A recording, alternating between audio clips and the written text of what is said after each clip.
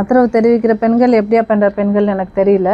நம்ம கலாச்சார சீர்கேடாக நான் நினைக்கிறேன். ஏன்னா இது மாதிரி ஒரு விஷயத்துக்கு விவாகரத்துங்கிறது எல்லார் வீட்லேயும் இருக்குங்க. விவாகரத்து பண்ணாத ஏதாவது ஒரு குடும்பத்தில் விவாகரத்து நடக்காமல் இருக்கான்னா இன்றைக்கி இல்லை. ஏன்னா அந்தளவுக்கு இன்றைக்கி விவாகரத்துங்கிறது பெருகி இருக்குது. அது ரொம்ப கேஷுவலான ஒரு விஷயம். இன்றைக்கி ஒரு திருமண வாழ்க்கையே எனக்கு பிடிக்கல அப்படின்னா விவாகரத்து செஞ்சுட்டு இன்னொரு மன வாழ்க்கைக்கு ரெடி ஆகுறதுங்கிறத யாருமே இன்றைக்கி தப்பாக பார்க்கல. எல்லாம் பழைய காலத்தில் இல்லை, விவாகரத்தா ஐயோ தப்பான வார்த்தை அப்படின்னு சொல்கிற அளவுக்கு இன்றைக்கி யாரும் இல்லை, எல்லோரும் ஏற்றுக்கிட்டோம். ஆமாம் இருக்குது, இன்றைக்கி ரெண்டு பேருக்குள்ள மனக்கசப்பு அப்படின்னு சொன்னால் விவாகரத்து பண்ணிக்கிறது நல்ல ஒரு முடிவாக தான் எடுக்கிறோம். ஏன்னா அவங்கவுங்களுக்கும் சில விருப்பு வெறுப்புகள் இருக்கும், அது பிடிச்சி ஒத்து வரல அப்படின்ற பட்சத்தில் விவாகரத்து செஞ்சுக்கலாம். அண்ட் விவாகரத்து பண்ணதோடு இல்லாமல் அவங்களுக்கு வேறு ஒரு பெண்ணை பிடிச்சிருக்கு, நாம் இன்னொரு தடவை திருமண வாழ்க்கைக்குள்ளே போகணும்னு நினைக்கிறோனாலும் அதுக்கு அவங்களுக்கு முழு ரைட்ஸ் இருக்குது. அதையும் இன்றைக்கி நம்ம நாட்டில் யாரும் தப்பாக பார்க்குறது இல்லை. இரண்டாவது திருமணமாக ஐயோ இதெல்லாம் தப்பு அப்படிலாம் யாரும் கேட்குறது கிடையாது. பெரிய பெரிய செலிப்ரிட்டிஸ்லேருந்து எல்லாருமே ரெண்டாவது திருமணம் பண்ணவங்கெல்லாம் இருக்காங்க, நல்ல ஹாப்பி லைஃப் வாழ்கிறவங்க இருக்காங்க. தமிழக வெற்றி கழகத்தோட தலைவர் விஜய் அவர்கள் அவர் விவாகரத்து பண்ணாலும் அது தப்பில்லை, அவருக்கு அது டிவோர்ஸ் பண்ணிவிட்டு வேற ஒரு கல்யாணம் பண்ணாலும் அதை யாரும் கேள்வி கேட்க போகிறதில்ல. அவர் மனைவி விவாகரத்து வேணும்னு மட்டும் கேட்கல, அவர் வீட்டில் வாழ்கிறதுக்கு இடம் வேணும்னு கேட்குறாங்க. அந்த வீட்டில் வாழ்கிறதுக்கு எனக்கு உரிமை இல்லையா, எனக்கு வீடு இல்லாமல் தவிக்கிறேன்னு ஒரு பெண் அவரோட மனைவி சொல்கிறாங்க. அதுக்கு என்ன பதில் இருக்குது? அவரோட பிள்ளைகள் வெளியே ஹாஸ்டல்லையும் தனியாக வீடு எடுத்தும் இருக்காங்க. இது சரியான ஒரு குடும்ப வாழ்க்கையான அமைப்பு இல்லை. இது போய் நம்ம எதுக்கு கமெண்ட் பண்ணிவிட்டு எல்லார் வீட்லேயும் 1000 பிரச்சனை இருக்கும், இது எதுக்கு நம்ம கேட்டுட்டு? அப்படி தான் நானும் இருந்தேன், அப்படி தான் நானும் இருக்க விரும்புகிறேன். ஆனால் இவ்வளோ பிரச்சனை போயிட்டுருக்கும்போது ஒரு பொது வெளியில் த்ரிஷா அவர்களை கூட்டிகிட்டு வந்தது ரொம்ப ஷாக்கிங்கான ஒரு விஷயமா இருந்தது. ஏன்னா போன வாரம் வரைக்கும் த்ரிஷா அவர்களை பற்றி த்ரிஷா வீட்டிலேருந்து விஜய் வெளியில் வரட்டும் முதல்லன்னு நயனா நாகேந்திரன் அவர்கள் பாஜக மாநில தலைவர் சொல்லியிருந்தார். அதுக்கு நானே கண்டனம் தெரிவித்து பேசியிருக்கேன், உங்களுக்கே தெரியும். அப்படி பொது வெளியில் ஒரு நடிகையோட பேரை குறிப்பிடுவீங்க? எப்படி ஒரு நடிகைனா உங்களுக்கு ரொம்ப ஈஸியாக போச்சான்னு நானே கேட்டிருக்கேன். எல்லாரும் அப்படி தான் கேட்போம். அது எப்படி அவர் அப்படி சொல்லுவார்? ஏன் விஜய் அவர்களை பற்றி இப்படி சொல்லணும்? அவதூறு, ஒரு நடிகையோட பேரை இப்படி சொல்லிடலாமா ஈஸியாக அப்படின்னு எல்லாரும் பேசிக்கிட்டது தான். ஓகே, அவரே மன்னிப்பு கூட கேட்டுட்டாரு. அண்ட் அவங்க விஜய் அவர்களோட ஒய்ஃப் சங்கீதா கூட ஒரு நடிகையோட ரிலேஷன்ஷிப்பில் இருக்கார், தேவைப்பட்டால் தான் அந்த நடிகையோட பேரை சொல்லுவேன்னு அவங்க ரொம்ப கண்ணியமாக ஒரு அறிக்கை கொடுத்துருந்தாங்க. இவ்வளோ பேரும் இவ்வளோ கண்ணியமாக நடந்துட்டு இருக்கும்போது மேடை ஏறி மகளிர் தினத்தன்னைக்கு இவ்வளவு பெண்ணியம் பேசி கண்ணியம் இல்லாமல் ஒரு ஒரு ஒரு கல்யாணத்துக்கு த்ரிஷாவே கூட்டிகிட்டு வராருன்னு சொன்னால் நாளை இன்னைக்கு சமுதாயம் எப்படி பார்க்கும்? இது ஒரு நல்ல ஒரு ட்ரெண்ட் செட்டிங்கான விஷயம் கிடையாது. அவர் ஒரு சின்ன பையன் 18 வயசு குமரன் ஒரு ஒரு ஒரு நடிகை கூட்டிகிட்டு வர்றாரு, ட்வின்னிங் பண்ணிட்டு வர்றாரு அப்படின்னு சொன்னால் அது யாரும் சின்ன பசங்க என்னமோ பண்ணிட்டு போகிறாங்கப்பா அப்படின்ற அந்த ஒரு இதில் பார்ப்பாங்க. he is going to become a leader.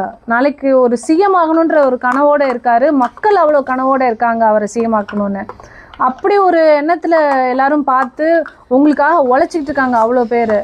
நீங்கள் உள்ளே இருந்து பார்க்குற உங்களுக்கு தெரியாது, உங்களுக்கு பின்னாடி எவ்வளோ பேர் எவ்வளோ உழைப்பு போட்டுட்ருக்காங்கன்னு.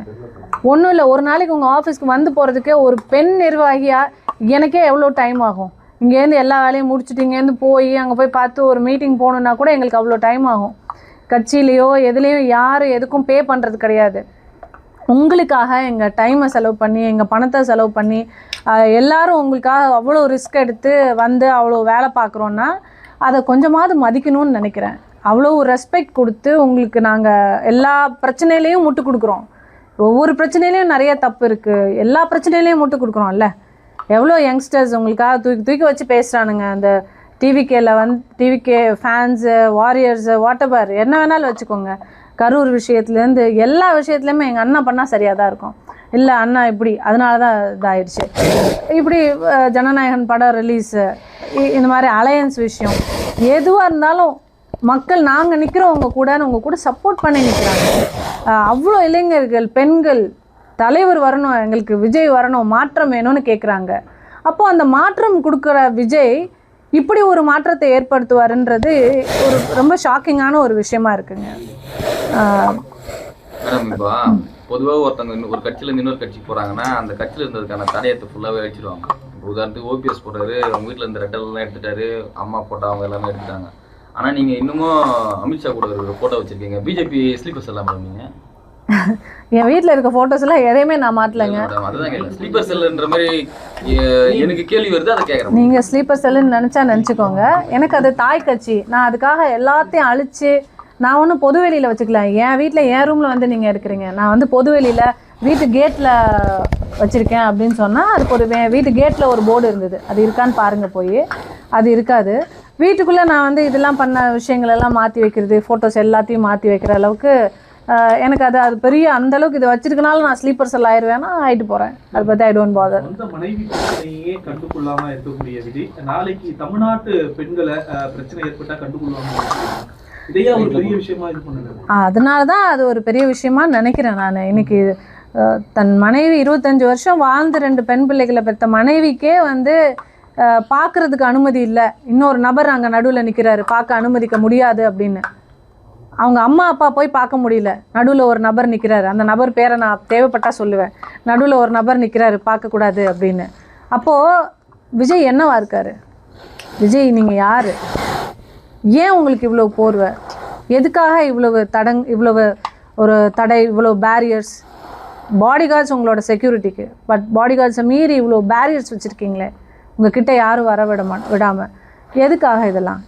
ஓகே, இது வந்து பெரிய ஆக்டர்ஸ் எல்லாம் வந்து அந்த மாதிரி ஒரு சர்க்கிள் வச்சுப்பாங்க, கிட்ட யாரும் இது பண்ண விடாமல் மேனேஜர் இருப்பாங்க, பிஆர் இருப்பாங்க, இவங்கள மாதிரி இவங்க தான் அப்படின்னு இருக்கும். பட் ஃபேமிலி கூட க்ளோஸாக இருப்பாங்க, ஃபேமிலி க்ளோஸாக தான் இருக்கும். நீங்கள் சூப்பர் ஸ்டார் ரஜினிகாந்த் அவர்கள்லாம் எடுத்துக்கோங்க, வெளியே வர்றதுக்கு அவ்வளோ ரெஸ்ட்ரிக்ஷன்ஸ் இருக்குது. அவரே வெளியே வந்தால் இன்றைக்கி வரைக்கும் நீங்கள் எல்லோரும் போகிறீங்க, எல்லோரும் காரில் விண்டோவை இறக்கி எல்லாருக்கும் ஹாய் எல்லோரும் எப்படி இருக்கீங்கன்னு கேட்டு போகிறாரா இல்லையா? அதாங்க சூப்பர் ஸ்டார், அதாங்க ஒரு நடிகன் கிட்ட வந்து மக்கள் வேறு எதுவுமே எதிர்பார்க்கல. நீங்கள் வந்து உங்கள் சொத்து பணத்தெல்லாம் எங்களுக்கு கொடுத்துட்டு போங்கன்னு கேட்கல மக்கள். உங்கள் மேலே ஒரு ஃபேன் ஃபாலோவர்ஸாக ஒரு ஃபேண்டம் இருக்குது அப்படின்னா எல்லோரும் எப்படி இருக்கீங்கன்னு அந்த ஹீரோ வந்து கையாட்டிட்டு போயிட்டாலோ அது வந்து அன்றைக்கி வந்து அந்த டே ஃபுல்லாக இவங்களுக்கு ஹாப்பியாக இருக்கும். நம்ம பார்த்து ரசித்த ஒருத்தர் நம்மளோட ஹீரோ சார் நம்மளுக்கு கையாட்டிட்டு போயிட்டாருன்னா அதை கூட நீங்கள் செய்ய மாட்டீங்க, அந்த விண்டோவை இறக்க மாட்டீங்க. ஏன்? அதுக்குள்ளே என்ன இருக்குது? எதுக்காக இந்த மர்ம வாழ்க்கை? எதுக்காக இந்த போர்வை? இதுதான் என்னோட கேள்வி. தேர்தல் நெருங்கி வர நேரத்தில் என்னோட தனிப்பட்ட விஷயத்தை நான் பார்த்துக்கிறேன், நீங்கள் கட்சியில் கான்சன்ட்ரேட் பண்ணுங்க விஜய் பேசுகிறார். அது நிறைய டைவர்ஸ் நடக்குது, ஆனால் விஜய் மட்டும் ஏன் கான்ட்ரவர்சி ஆகுறாரு அப்படிங்கிறது ஒரு கொஸ்டின் இருக்குல்ல. புரியல. என்னோட தனிப்பட்ட விஷயத்தை நான் பார்த்துக்கிறேன், தொண்டர்கள் நிர்வாகிகள் நீங்கள் கட்சி விஷயத்தில் பாருங்க, மக்களுக்கான நல்லது செய்யுங்க. என்னோட விஷயத்தை நான் பார்த்துக்கிறேன், அது ஒருத்தர் விஜய் பேசியிருக்காரு. டைவர்ஸ் இன்னைக்கு நிறைய நடக்குது, ஆனால் அது விஜய் நடக்கும்போது மட்டும் ஏன் அது கான்ட்ரவர்சியாக மாறுதுன்னு நினைக்கிறேன். அதான் நான் சொல்கிறேன் டைவர்ஸுங்கிறது பெரிய ஆட்கள்லேருந்து சின்ன ஆட்கள் வரைக்கும் எல்லாருக்கும் நடக்குது தான். எல்லா இடத்துலையும் என்ன நடக்கும்னா மனைவியோடு வாழ்வாங்க, நடிகை போய் கம்ப்ளைண்ட் கொடுப்பாங்க. நம்ம தமிழ்நாட்டில் பல வருஷங்களாக பார்த்துட்ருக்கோம், நடிகை தான் கம்ப்ளைண்ட் கொடுத்து இந்த லீடரை வந்து அங்கே கூப்பிட்டாங்க இங்கே கூப்பிட்டாங்க, பஞ்சாயத்து இன்றைக்கி கோர்ட்டில் கேஸு, இதெல்லாம் நடக்கும், பார்த்துருக்கோம். பட் ஆனால் மனைவியே போய் கோர்ட்டில் கேஸ் கொடுத்து எனக்கு வாழ்க்கை இல்லை, எனக்கு வீடு இல்லை, எனக்கு சரியான வருமானத்துக்கான இது கொடுக்கல, அவர் என்னை ஹவுஸ் அரெஸ்ட் பண்ணி வச்சுருக்காருன்னு சொல்கிறது இதுவே ஒரு முதல் முறை லீடர் மேலே கொடுக்குற கம்ப்ளைண்ட் இல்லையா? இதுக்கு முன்னாடி யாராவது லீடர் மேலே எந்த மனைவியாவது கொடுத்துருக்காங்களா? 2 மனைவி 3 மனைவி கூட வச்சுக்கிட்டவங்கலாம் இருக்காங்க, நம்ம பார்த்துருக்கோம் லீடர்ஸ். பட் சுமூகமாக தானே 3 மனைவியோட கூட வாழ்ந்துட்டு இருந்தாங்க.